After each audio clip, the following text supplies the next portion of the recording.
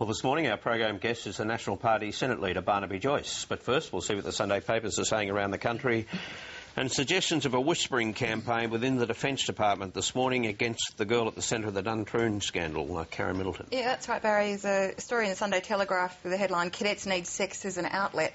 Don't really know where to begin with that, but the suggestion in here, there's an unnamed federal MP who's saying that he or she has been told that this girl is being portrayed as promiscuous, that she's being portrayed as a wild child, the suggestion being that the girl who made the allegations is the problem. The person who is named in this story is Neil James from the Australia Defence Association, and he's quoted and talks about her as a little bit of a troubled lass. So I don't know whether that's the sort of thing that this federal MP is talking about, but there's the suggestion being that, well, young blokes at Defence, they're very fit. I think he says the fitter you are, well, frisky is not quite the right word, but there's more pressure in there for an outlet. Neil James also talks about the group dynamic, and he said because of the group dynamic at Duntroon, it's probably better that she be pulled out for a semester. So rather than deal with the group dynamic, Malcolm, he suggests... Yes, it's not the group, it's the woman involved. I mean, that's quite clear. You can't break up the group as they sit around a computer terminal doing Lord knows what, watching people have sex in a room down the hall. I think that's a misreading. I mean, what if we said things about Neil James, about his libido, that he didn't quite agree with? Would he be in a position to complain? Yeah, I think part of the problem here is that this girl, obviously, she went to the media because she felt like, rightly or wrongly, this wasn't being managed properly. Now, Defence says, well, we went back to the AFP, we said you've got to look at this again, we were handling it, she jumped the gun, but, she obviously felt that way. I'm told that within ADFA, this is being discussed in the tone of that this is a reenactment of a scene from the movie American Pie. Now, in the film, there's a young couple who are caught on a webcam in a bedroom, and it's been broadcast to a number of people elsewhere.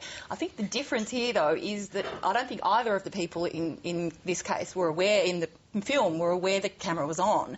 And in fact, it was the guy that ended up being more humiliated than the girl initially anyway. But, there's a difference here, and the difference is consent. And this girl didn't know the camera was on. She may have consented to the sexual act, but the question is the issue of consent affected if she didn't consent to it being broadcast? Maybe there's a question now about whether she consented at all, and that's the sort of thing I think they're looking at legally. Now, the Defence Minister, Stephen Smith, raised an interesting new angle on it this morning on Meet the Press. Here he is.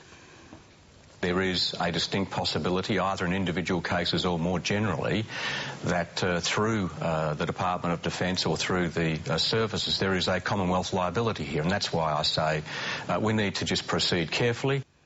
Michael Stutchby, that opens up a whole new can of worms, doesn't it? I think this issue is really sort of spiralling a bit out of hand in all sorts of different ways. You've got an incident at the Australian Defence Force Academy, sort of an unsavoury incident, including a female cadet and a number of male cadets, and suddenly out of all of this we've got major confrontation between the government and the Defence Force. We've got reviews going all over the place. 6 of them. We've got the question of females being in the special air services and in the frontline troops and so forth, and you're not quite sure how these two are linked.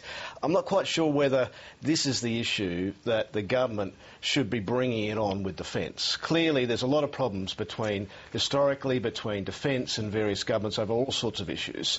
I'm not really quite sure whether this is the one that they want to have the big Stow show. Well, this morning he didn't rule out a Royal Commission either. No.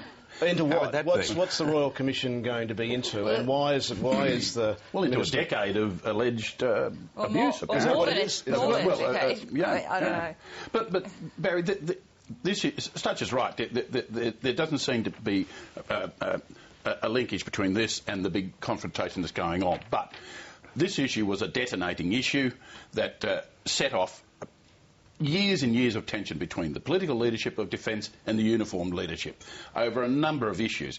Something had to set it off eventually, and this is the issue. And, Michael, it goes all the way back to 1983, in fact. And now the whistleblower, Andrew Wilkie, has had the whistle blown on him, of course. And the guy who blew the whistle, Brendan Etches, has spoken this morning to the Sunday Tasmanian. Yeah, well, all these stories are sort of bizarrely linked, and this is the pokey story is linked because the anti-pokies campaigner, as you say, Andrew Wilkie, a fellow cadet, Brendan Etches, from Duntroon almost 30 years ago has come out in the Sunday Tasmanian, and he's the fellow who says that nearly 30 years ago Andrew Wilkie made the Junker cadets salute to Adolf Hitler. Now, Andrew Wilkie says, yes, I was a larrikin in those days and I apologise, I can't remember that particular episode. Now, this fellow Etches says that he says in the Sunday Tasmanian that Andrew Wilkie back those days was a very scary, nasty guy who revelled in it all, and he's going to meet Wilkie possibly tomorrow, and he says he wants three things from Wilkie. He wants to hear Andrew Wilkie apologise for this.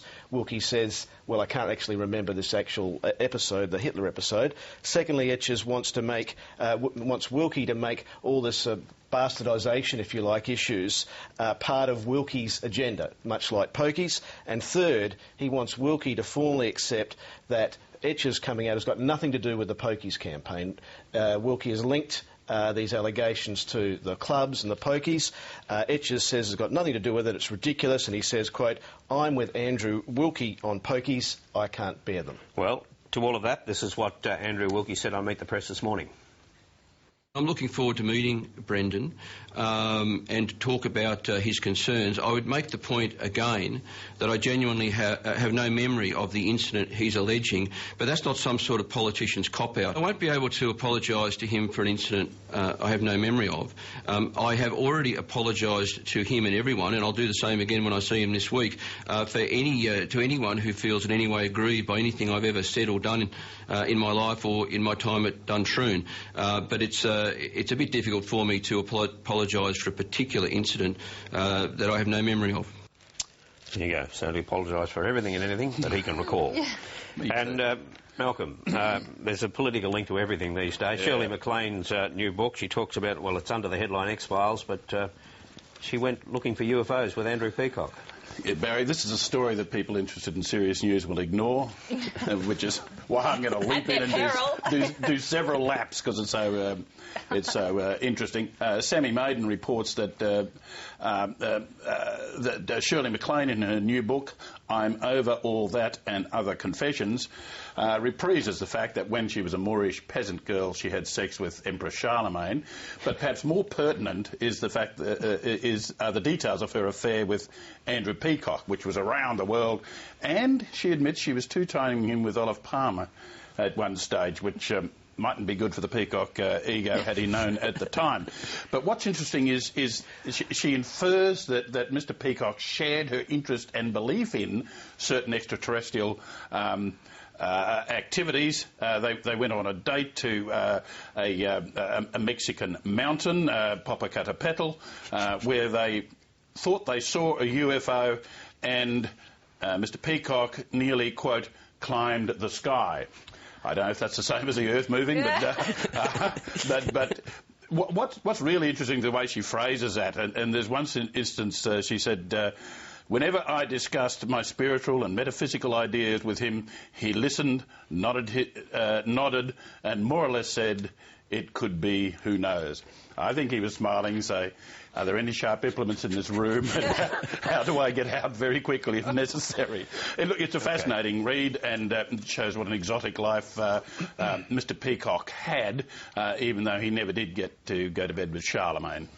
OK, that's the Sunday Papers. Now we'll go to our program guest, and this morning it's the National Party Senate leader, Barnaby Joyce, the Shadow Minister on regional and local issues, and he joins us from Brisbane.